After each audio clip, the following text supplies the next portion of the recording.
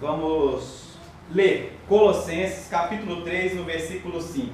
A partir do versículo 5 fala assim: Portanto, matem os desejos desse mundo que agem em vocês, isto é, a imoralidade sexual, a indecência, as paixões más, os maus desejos e a cobiça, porque a cobiça é um tipo de idolatria. Pois é por causa dessas coisas que o castigo de Deus cairá sobre os que não lhe obedecem. Antigamente, a vida de vocês era dominada por esses desejos e vocês viviam de acordo com eles. Mas agora livrem-se de tudo isto, da raiva, das paixões e dos sentimentos de ódio, e que não saia da boca de você nenhum insulto, nenhuma conversa indecente. Não mintam para os outros, pois vocês deixaram de lado a natureza velha com os seus costumes e se vestiram com uma nova natureza. Essa natureza é a nova pessoa que Deus, o seu Criador, está sempre renovando para que ele se torne parecido com ele, a fim de fazer com que vocês o conheçam completamente. Como resultado disso, já não existe mais judeus e não judeus, circuncidados e não circuncidados, não civilizados, selvagens, escravos ou pessoas livres, mas Cristo é tudo e está em todos. Vocês são o povo de Deus, Ele os amou e os escolheu para serem dele. Portanto, vistam-se de misericórdia, de bondade, de humildade, de delicadeza, de paciência. Não fiquem irritados uns com os outros e perdoem uns aos outros. Caso alguém tenha alguma queixa contra outra pessoa, assim como o Senhor perdoou vocês, perdoem aos outros. E acima de tudo, tenham amor, pois o amor une perfeitamente todas as coisas. E que a paz de Cristo dirija vocês nas suas decisões, pois foi para essa paz que Deus os chamou, a fim de formarem um só corpo. E sejam agradecidos, que a mensagem de Cristo, com toda a sua riqueza, viva no coração de vocês. Ensinem e instruam uns aos outros com toda a sabedoria. Cantem salmos, hinos e canções espirituais. Louvem a Deus com gratidão no coração. E tudo que vocês fizerem ou disserem, façam em nome do Senhor Jesus e por meio dele agradeçam ao Pai. Irmãos, se eu pudesse dar um título, e eu darei um título para essa mensagem, a gente ia falar sobre a espiritualidade solidária. A gente começa essa parte do versículo falando de desejos carnais, do pecado, da imoralidade.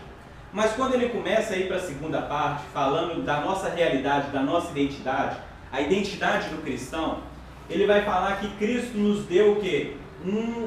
Uma nova roupagem. Ele nos deu uma nova roupagem, que é a própria vida de Deus. E a gente vai, então, tirando a roupa velha e vai colocando essa roupa nova. Ou seja, aqui ele está falando sobre estilo de vida. A gente vai deixando o estilo antes de Cristo de lado e vai se vestindo do estilo de Cristo, do estilo que se é a fé cristã. Essa nova prática de vida, na verdade, ela é para todos os cristãos. O que são os cristãos aqui nessa perspectiva? O que é a igreja nessa perspectiva? É a nova humanidade. É a nova pessoa. É a nova humanidade. O que isso significa? Que a velha humanidade, que foi prejudicada no pecado de Adão, essa humanidade, ela vai passar. Ela tem um destino. E o destino dela não é com Cristo. Essa mensagem o Evangelho não esconde.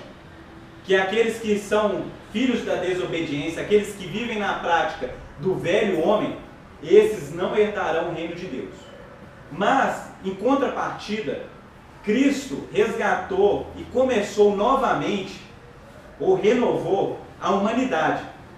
Então, cria-se Adão, e entre Adão e Cristo existe uma lacuna do que seja ser um ser humano.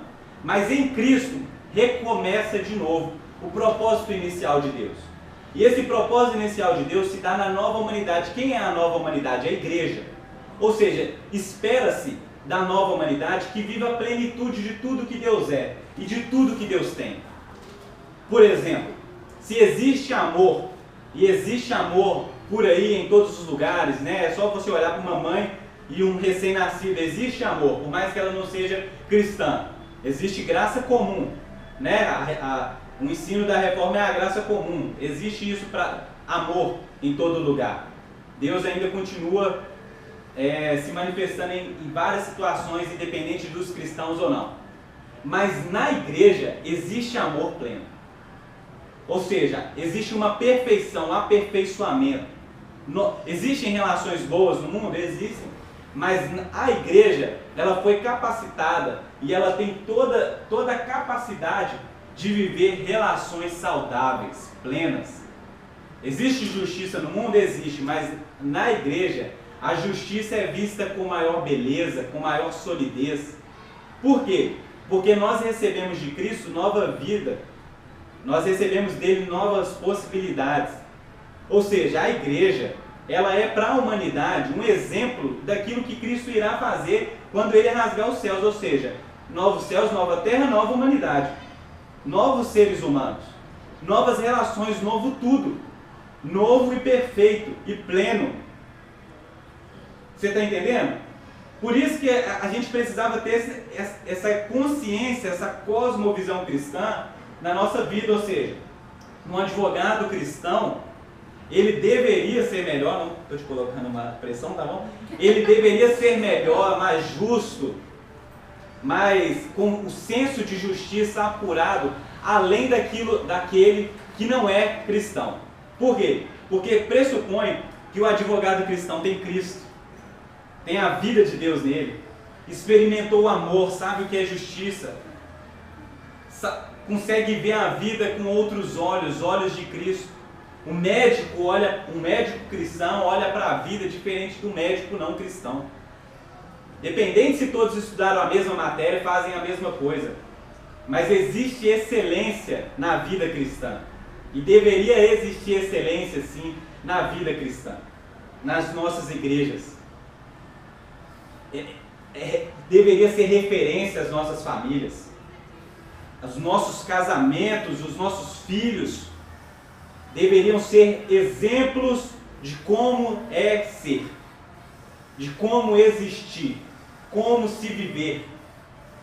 Os nossos relacionamentos deveriam se destacar, não como se a gente tivesse uma competição, mas porque aqueles que guiam os nossos relacionamentos, a nossa vida, a nossa maneira de pensar é Cristo. Ou seja, aqueles desejos, aquilo que dominava a nossa velha natureza, a imoralidade sexual, a mentira, todo tipo de pecado, tudo aquilo que contaminava a nossa vida, a nossa carne, isso não determina mais quem nós somos. Amém? Isso não deveria mais determinar a nossa maneira de viver. Amém? Isso é uma coisa que a gente deveria estar ciente. O pecado não é mais um problema a ponto de nos afetarmos, apesar de que ele ainda existe. Nós não descartamos o pecado. E ele ainda, por muitas vezes, é obstáculo nas nossas vidas. Mas isso não significa que ele não pode ser derrotado. Isso não significa que ele será mais influente em nós do que a vida de Deus em nós. Ou seja, por mais que ele seja algo participante da nossa existência aqui ainda, ele não pode ser determinante. O pecado não pode determinar quem nós somos, o modo de vida, a nossa natureza, o nosso relacionamento com Deus e com as outras pessoas.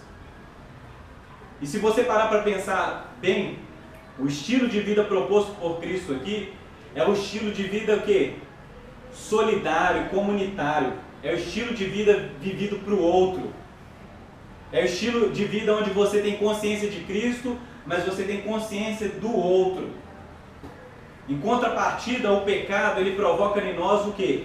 Um estilo de vida vivido para si. Ou seja, o maior pecado nos nossos dias atuais é uma vida egocêntrica, é uma vida vivida para si mesmo. A busca do pecado é uma busca o quê? Do alto prazer. Ninguém busca pecar para o outro. É sempre uma busca de alto prazer. E na nova vida, na vida cristã, a gente sempre busca viver para Deus e, em consequência, para o outro. Amém? Vamos ler aqui os versículos? Ô Thiaguinho, antes de você mudar o assunto, Pode falar. tem que falar o que está na minha cabeça aqui, que eu estou lembrando, né? Esse pensamento que você está falando, Seria o caráter de Cristo sendo desenvolvido em nós a cada dia? Ou não tem nada a ver com isso? Porque eu aprendi assim, que a transformação, ela é gradativa. Sim. Se você não é ali, aceitou Jesus, pode ser transformado. Isso. Cada dia o Senhor vem e nos transforma em algum ponto da nossa vida. Seria isso? Sim. Ou Não, é outra coisa? É isso sim. A vida cristã, por exemplo, nós estamos aqui, a exposição da palavra, o que ela faz em nós? É como se ela ajudasse a gente a vestir essa nova vida. Por isso que ele fala de vestimento. Que a transformação da nossa mente, da nossa consciência cristã, ela é gradativa mesmo. Por isso que ele fala, se despindo do velho homem e se vestindo do novo homem. Ou seja, esse vestir acontece com a renovação, o nosso entendimento de Cristo, o nosso entendimento daquilo que é correto. A cada vez que nós vamos entendendo aquilo que é correto, a gente vai o quê? Retirando aquilo que é incorreto de nós. E assim nós vamos sendo transformados dia após dia. Né? A conversão, ela não acontece do dia para a noite. O que acontece do dia para a noite é a salvação. Mas a conversão, ela vai acontecendo o quê? No processo de transformação. É exatamente isso mesmo. E como que isso se dá? Isso se dá através da nossa consciência de Cristo. Entendeu? Vamos ler.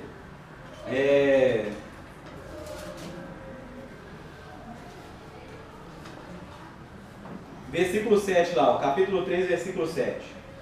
Antigamente, a vida de vocês era dominada por esses desejos e vocês viviam de acordo com eles. Mas agora, livrem-se de tudo isso. Ou seja, livrem-se. O entendimento da nova vida, ele vai fazer com que a gente se livre daquilo que era prejudicial a nós e aos outros. Entenda bem, essa consciência comunitária, ela precisa ser entendida nesses versículos que a gente vai ler aqui. A vida cristã é a vida compartilhada. A vida cristã é da fé compartilhada, do Cristo compartilhado. Então toda atitude que nós vamos ter em nós, ela vai afetar diretamente o outro. Direto ou indiretamente. Mas ela sempre vai ter o quê? Vai afetar as pessoas que estão do nosso lado. Então por isso o zelo do crescimento, do se vestir de Cristo. Por quê? Porque isso é bom para você e é bom para quê? Para o outro, para a sua igreja, para aquele que está do seu lado. Olha só. Mas agora livrem-se de tudo isso, da raiva, da paixão, dos sentimentos de ódio, que não saia da boca de vocês nenhum insulto e nenhuma conversa indecente. Não mintam uns para os outros, pois vocês já deixaram de lado a natureza velha com os seus costumes. Ou seja, a mentira, ela afeta quem? A mentira, ela afeta o outro. A mentira é lesar o outro, é furtar do outro a realidade. A mentira não é simplesmente enganar, mas é tirar do outro a realidade. É tirar dele a condição de caminhar para a verdade. Dar para ele outras coisas para que ele no meio do caminho se distraia. Se distraindo com a mentira, ele nunca consegue chegar ao que é a verdade. Então, ou seja, eu deixo a mentira para que o outro não seja lesado. Você está entendendo? É a velha humanidade. A vida de pecado, ela afeta diretamente o outro. Mas vamos continuar. Versículo 10. E se vestiram com uma nova natureza. Essa natureza é a nova pessoa que Deus, o seu Criador, está sempre renovando, para que ela se torne parecida com Ele, a fim de fazer com que vocês o conheçam completamente. Ou seja, conforme eu vou abandonando a minha velha natureza, uma vida voltada para o pecado, uma vida egocêntrica, uma vida que busca prazer a qualquer custo. E aí vale voltar aqui a definição de pecado e a consequência do pecado. Qual é a consequência do pecado? A morte. O salário do pecado é a morte, ou seja, o pecado produz o tempo todo morte. O pecado produz o tempo todo morte. Ou seja, conforme eu vou abandonando essa vida que só produz morte, eu vou me vestindo daquilo que Deus criou para que eu seja. Eu vou me vestindo da nova natureza de Deus, daquela que foi criada. E a cada vez isso vai sendo renovado.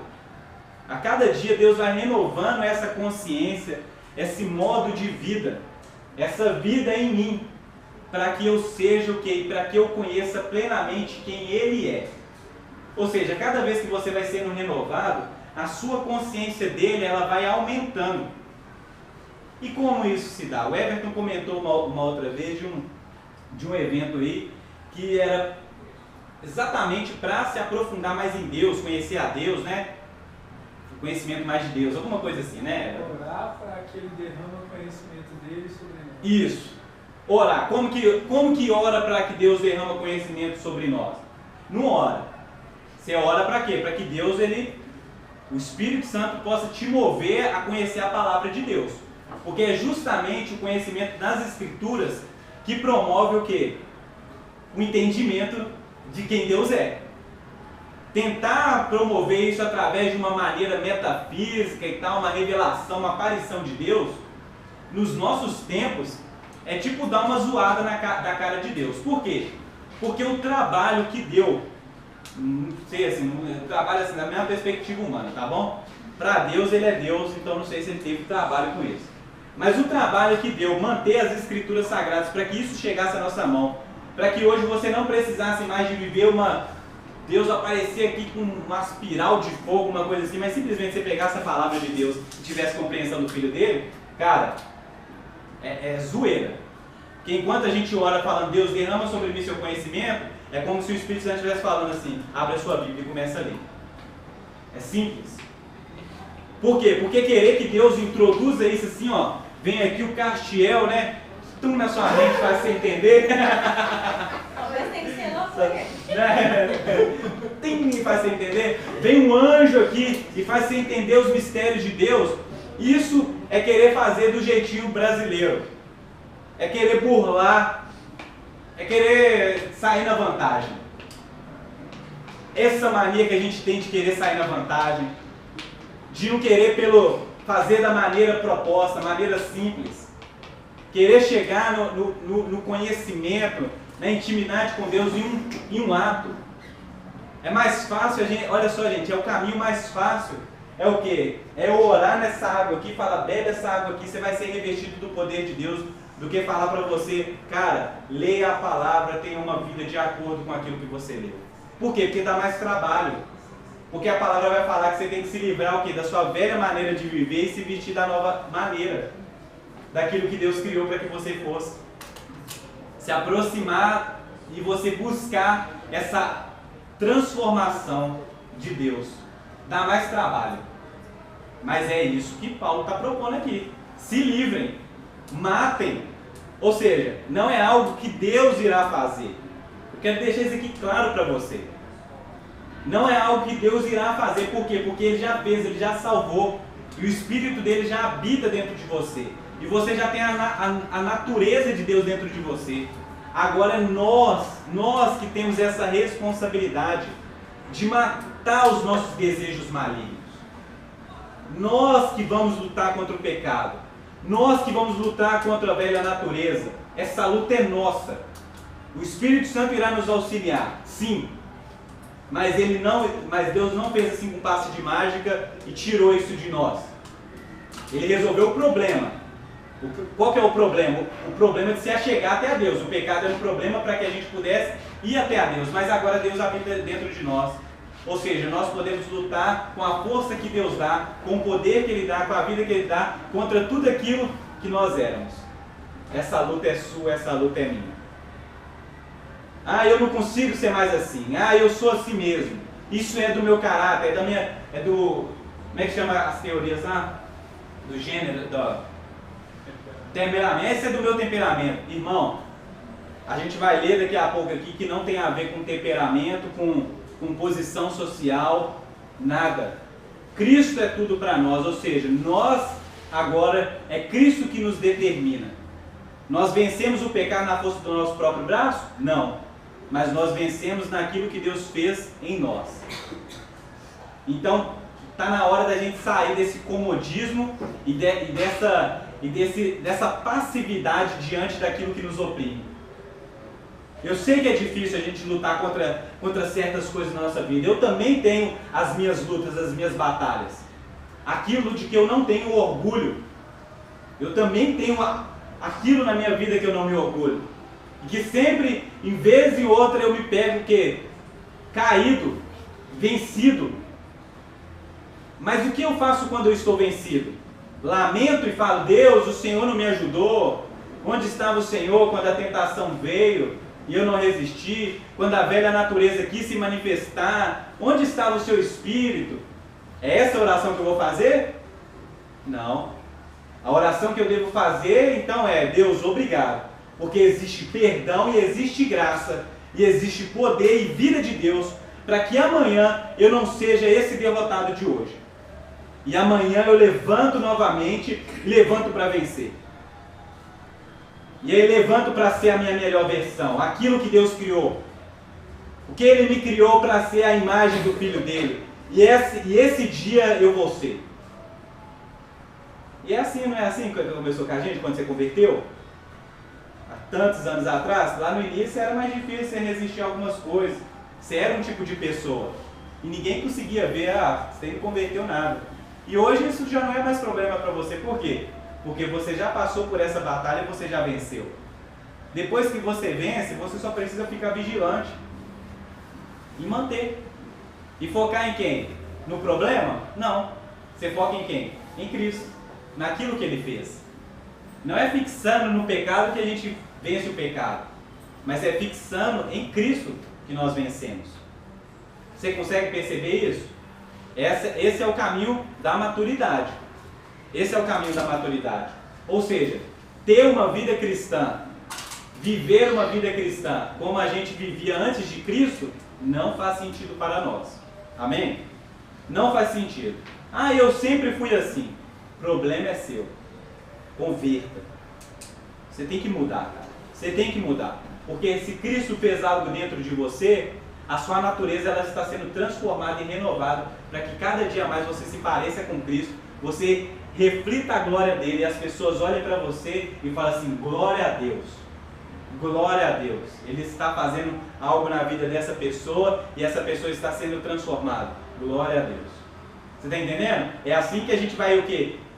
Se despindo do velho homem. Essa linguagem tem a ver com estilo de vida, ou seja, a prática da fé. A nossa fé não pode ser só uma fé que a gente canta aqui, eu te amo, Deus. Mas ela tem que ser uma fé que demonstra o amor a Deus. Ou seja, é prático, é visível, é experimentado. Experimentado por quem? Por você e aquele que está do seu lado. Aquele que está do seu lado experimenta daquilo que Deus está fazendo na sua vida. Ou seja, quando você quando você estava ainda sob o domínio do velho homem, a velha natureza, você não era salvo, você afetava as pessoas do seu lado de maneira negativa. Mas agora que Cristo te salvou, te regenerou, você é uma nova pessoa, as pessoas vão sendo afetadas por aquilo que Cristo fez. E elas conseguem o quê? Perceber, provar. Não é? Não é bom quando você encontra com uma pessoa que converteu de verdade? A pessoa que foi batizada no amor de Deus, a pessoa que tem o conselho de Deus, o abraço de Deus, a ajuda, o incentivo, a repreensão de Deus. E aí você fala: cara, como foi de Deus encontrar com essa pessoa? Mas você só pôde experimentar esse renovo, essa esperança de ver Jesus na vida do outro, porque a pessoa também vai lutando e vai vencendo as suas lutas diárias. Ela vai se despindo do velho homem e se vestindo da nova natureza, criada à imagem de Cristo. Vocês conseguem perceber isso? E eu quero experimentar Deus na vida de vocês e eu quero que vocês experimentem Deus na minha vida. Olha só. Versículo 11. Como resultado disso, já não existem mais judeus e não judeus, circuncidados e não circuncidados, não civilizados, selvagens, escravos ou pessoas livres. Mas Cristo é tudo e está em todos. Ou seja, essa obra de Cristo, né, ela é maravilhosa. Por quê? Porque agora a gente já não fica mais nessa dicotomia entre as coisas. Ele é mulher. Ele não, né? Ela é mulher, né? Porque nos nossos tempos, né? Nos nossos tempos, ele, Mas a gente não faz mais essa coisa, tipo assim, ela é mulher, ele é homem, ela pode fazer isso porque ela tem facilidade para isso, ele é homem, é mais capacitado para fluir nisso em Deus, e ela é mulher, tem uma... Não, irmão, não existe escravos, não existem mais raças. Cristo fez um trabalho em nós, nos transformando para ser um tipo de pessoa. Para ser um tipo de pessoa. O Evangelho é tão sensacional, porque ele acaba com tudo aquilo que a humanidade fez de terrível todos os anos, que é as divisões, os guetos, de discriminações raciais, de colocar, por exemplo, a mulher numa posição e o homem em outro, o escravo em outro. Tem melhores e piores, mais adaptados e menos adaptados. Cristo nivelou todos nós. E é por isso que a gente pode olhar para o outro e falar para ele, e ver a beleza do igual, daquele que é igual. Então não existem mais, não deveria existir mais, mas para a igreja não existem mais aquele que é do outro país. Por que a gente tem tanto problema com as questões dos refugiados? Por que é tão difícil receber refugiados no nosso país? Porque a gente acha que nós somos em algum momento melhores do que eles lá. E eles não são dignos de provar ou experimentar daquilo que temos aqui. Por que a gente faz discriminação entre cores e raças?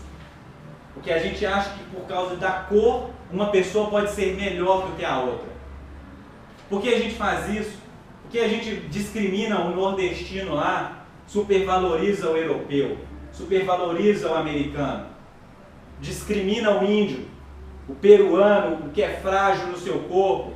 Por que a gente faz isso? Não tem olho azul, não é tão bonito assim. Por que a gente faz essas coisas? Porque a gente ainda não experimentou aquilo que Cristo fez pela igreja. E a gente não olha para isso e fala assim, cara, é isso que Deus sonha para toda a humanidade. O que Deus deseja fazer em toda a humanidade é transformar todos em um só. Em um tipo de ser humano. Um tipo de ser humano que não é governado mais pelos aspectos exteriores, pela localidade que nasceu ou não, mas é influenciado e vive de acordo com Cristo. Cristo em nós. De acordo com aquilo que Cristo fez. A gente precisa ter essa consciência das pessoas. Entender que Deus deseja que todas essas pessoas tenham essa condição de ser uma pessoa. Uma pessoa. A pessoa que foi criada para ser de Cristo. Para ter Cristo, para viver essa realidade. Vocês estão entendendo? Vamos lá, versículo 12. Vocês são povo de Deus. Ele os amou e escolheu para serem dele. Portanto, vistam-se de misericórdia, de bondade, de humildade, de delicadeza, de paciência. Não fiquem irritados uns com os outros e perdoem uns aos outros caso alguém tenha alguma queixa contra a pessoa. Assim como o Senhor perdoou vocês, perdoem uns aos outros. E acima de tudo, tenham amor, pois o amor une perfeitamente todas as coisas. Ou seja, a nova natureza, ela vai provocar em nós, em cada pessoa, em cada indivíduo aqui, a vida solidária. Ser misericordioso, se vestir de ternos afetos, de misericórdia, de bondade. Se vestir para que o outro possa fazer parte da sua vida, ser misericordioso, paciente. Ser paciente com aquele que você vê que tem importância, ver que tem valor para você. Uma fé, gente, isso aqui precisa entrar na nossa cabeça. Uma fé que só produz mais egocentrismo não é fé cristã. A fé cristã, ela provoca em nós a vontade de viver, para que o amor de Deus seja experimentado também para o outro. Para o outro. É por isso que nós amamos. É por isso que a gente está envolvido nas causas sociais. Por quê? Porque a gente quer abraçar as pessoas com misericórdia. A gente quer abraçar elas com dignidade, com respeito. A gente tem paciência com aquele que é lerdo na fé. Essa palavra não está escrita aqui não, mas por quê? Porque a gente percebe que o outro também tem valor. E a gente deveria ser, tudo aquilo que você recebe de Deus, deveria provocar essa ação solidária. A ação para o outro, de viver não só para nós mesmos, mas que o mundo perceba então que aquilo que Cristo está fazendo em nós aqui na igreja. É por isso que eu proponho aqui que a gente cresça em Deus, mas que as pessoas em nossa volta percebam o amor de Deus, o amor que nós temos crescido. Aí está a nossa motivação em sair pelo mundo pregar o Evangelho, porque o que nós recebemos é tão precioso, é tão maravilhoso que nós não podemos conter ele aqui nessa casa, nós precisamos compartilhar ele com outras pessoas. Mas vou abrir uma aspas aqui para nós aqui. Mas querer compartilhar o amor de Deus com outras pessoas, sem querer que essas pessoas participem do amor aqui, é ilusão. Você concorda comigo? É ilusão. Querer sair pelo mundo, evangelizar e fazer ações sociais, mas não querer que a pessoa experimente isso aqui, ó, na casa, é ilusão demais, cara. Por quê? Porque assim como eu disse, aqui está a comunidade daqueles que foram ajuntados para ser a nova humanidade. Diferente do amor do mundo, nós temos condições e capacidade de viver aqui um amor sobremodo excelente. A relação que cura. Você está entendendo? A relação onde que nós estamos envolvidos uns com as vidas dos outros aqui, e nessas relações nós somos curados, nós somos libertos, nós somos instruídos. Ou seja, esse lugar chamado Igreja de Jesus, esse lugar chamado igreja local, é o hospital para curar os enfermos. Não é o hospital para abrigar enfermos. É onde o enfermo chega e ele é curado, e ele sai do seu leito para que possa então curar também. Agora imaginem só alguém saindo aqui do ambiente da cura, do ambiente da libertação, da renovação em Deus, da renovação espiritual, indo pelo mundo, tendo contato com outras pessoas enfermas, outras pessoas que foram afetadas pelo pecado, afetadas por Satanás. E essa pessoa chega lá e ela faz só um carinho, ela dá um cobertor para aquele que tem frio, ela dá comida para aquele que tem fome, dá água para aquele que tem sede. Mas é só isso. E ela fala assim: viva, continua vivendo aí. Viva com o cobertor que eu te dei. Viva com esse alimento que eu te dei. E a pessoa, se ela tivesse uma sã consciência, ela perguntaria: mas e amanhã? Eu vou precisar depender de você de novo vindo aqui? Mas e amanhã? E se alguém furtar o meu cobertor? E se eu perder ele por algum motivo? E se o alimento acabar? E se o amor que você me deu aqui, amanhã eu não tenha ele mais? O que eu vou fazer? E se essa fração do Evangelho que você trouxe aqui para mim, eu não tenha ela amanhã, o que eu vou fazer? E a pessoa virasse para ela e falar: aí é com você, eu só estou de rolê pelo mundo. Eu sou um missionário desigrejado. E eu não tenho casa para te levar. E eu não tenho um lugar para te hospedar. Eu até conheço pessoas que poderiam fazer isso, mas elas também não têm casa. A gente é solto pelo mundo. A gente está em missão. Fica tranquilo, a gente está fazendo um projeto social, é só projeto social. Não posso fazer mais nada por você, é só um projeto social. Mês que vem eu estou aqui de novo. Por que a gente não chega para essas pessoas e fala: vem conhecer o resto da sua família, vem que eu vou te mostrar a hospedaria, onde já está pago o processo e o trabalho da sua cura, onde já vem um homem que te encontrou pelo caminho e ele já deixou tudo aquilo que era necessário para cuidar dos seus ferimentos, para cuidar da sua pessoa por completo. E você vai conhecer outras pessoas, e quando você se libertar de todas essas coisas, você também vai poder ajudar o outro. Por que a gente não faz isso? Porque a gente não compreendeu que o Evangelho é para ser vivido, e vivido em comunidade, comunitariamente. A igreja de Cristo, ela deve ser vista com essa excelência. Bonhoeffer vai falar que a igreja é o corpo de Jesus, a manifestação visível do nosso Jesus. É a manifestação visível que pode ser experimentada, tocada.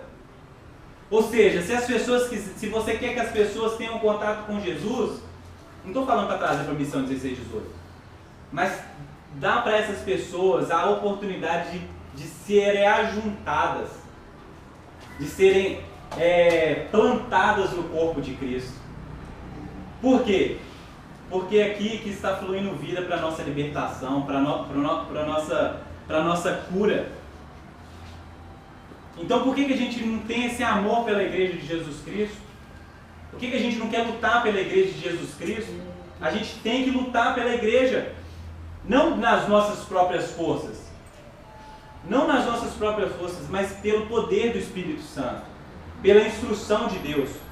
Tendo ciência de que isso aqui, gente, por mais desgastante que às vezes parece ser, doloroso, confrontante, é esse o processo de Deus para curar aqueles que estão sendo salvos. Pessoas precisam ter essa consciência de que a comunidade local, a igreja local, ela é um lugar de ser curado, de ser transformado, de onde nós compartilhamos aquilo que temos recebido em Deus. E aqui nós estamos vivendo o quê? Uma fração daquilo que vai ser a eternidade. Aqui está a realidade mais próxima daquilo que será o céu. E eu sei que existem pessoas que tiveram suas más experiências aqui, no ambiente da igreja. Tiveram más experiências e por isso estão feridas. Mas a gente não pode generalizar. Por quê? Porque existem lugares que Deus ainda continua agindo, onde a comunhão, o amor fraterno, a misericórdia, a paciência, a bondade tem fluído. E aí a gente vai continuar lendo aqui que o amor, ele vai facilitando, o amor de Deus, ele vai nos capacitando a praticar tudo isso. A ser uma pessoa amorosa, tenha isso no seu coração, ser uma pessoa amorosa, mas com o amor de Deus. Pessoas precisam ser curadas. Pessoas precisam ser transformadas. Pessoas precisam de amigos. Você não sabe como que faz falta um amigo para pessoas. De ter gente do lado. De ter gente que fala assim, cara, deixa eu caminhar com você. E aqui é o lugar onde que a gente pode compartilhar nossa fé e compartilhar nossa vida. Isso é lindo, cara. E a gente precisa ter isso aqui. Não dispense, não fala assim, eu posso viver de qualquer maneira, o que importa é crer em Jesus Cristo. Mas crer em Jesus Cristo e não crer no seu corpo é loucura. Crer em Jesus Cristo e não crer naquilo que Ele está fazendo através do seu corpo é loucura. Ou seja, o que Paulo está falando aqui é justamente isso. Vivam uma fé diferente da fé que os meus oponentes estão ensinando para você, uma fé, uma espiritualidade egocêntrica. Não é isso que a gente faz? A gente vem para os cultos para buscar poder, para buscar a nossa vitória, para buscar a chave do nosso apartamento, do nosso carro, para buscar o nosso casamento, e a gente vem aqui, entre aspas, recebe alguma coisa assim e vai embora. Mas a gente nunca vem para compartilhar, para servir o outro, para dar para o outro. O ambiente da generosidade. E é isso que Paulo está falando aqui. Essa fé egocêntrica é uma fé frágil. Porque na primeira tempestade ela não resiste. Essa fé não é centrada em Cristo Jesus. Porque se fosse centrada em Cristo Jesus, seria uma fé forte, solidária. isso, o reflexo disso é na nossa sociedade, é que a gente não consegue se relacionar com o outro. A gente entra dentro da igreja, a gente não consegue trocar ideia, abrir a nossa vida com o outro, contar para o outro os nossos pecados, as nossas dificuldades. A gente não consegue ficar feliz na felicidade do outro. A gente tem dificuldade de relacionamento, gente. Isso, quando você vai para o mundo, todo mundo também tem dificuldade de relacionamento. Os relacionamentos são frágeis. Os relacionamentos são de vidros. Ou seja, é uma coisa bonita que reflete ali, mas na primeira pressão quebra, trinca. E nunca mais ninguém consegue montar os cacos. Mas a igreja, ela está construindo algo em base sólida. E relacionar dói. E os relacionamentos interpessoais, eles doem. Eles causam desconforto.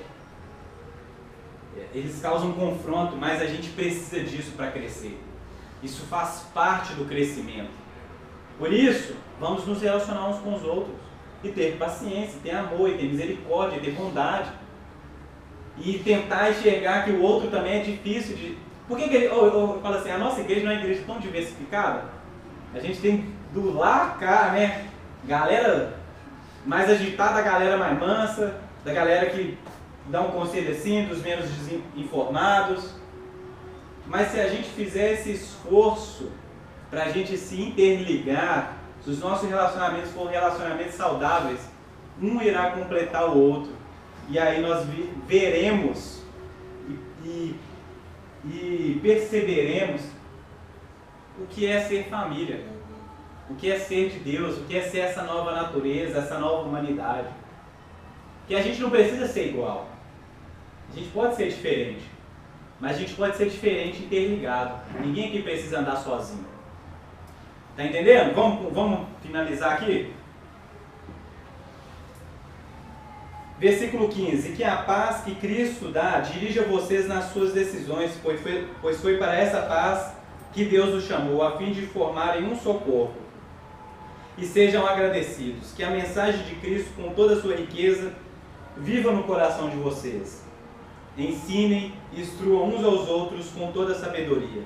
Cantem salmos, hinos e canções espirituais. Louvem a Deus com gratidão no coração. Tudo o que vocês fizerem ou disserem, façam em nome do Senhor Jesus Cristo e por meio dele agradeçam a Deus, o Pai.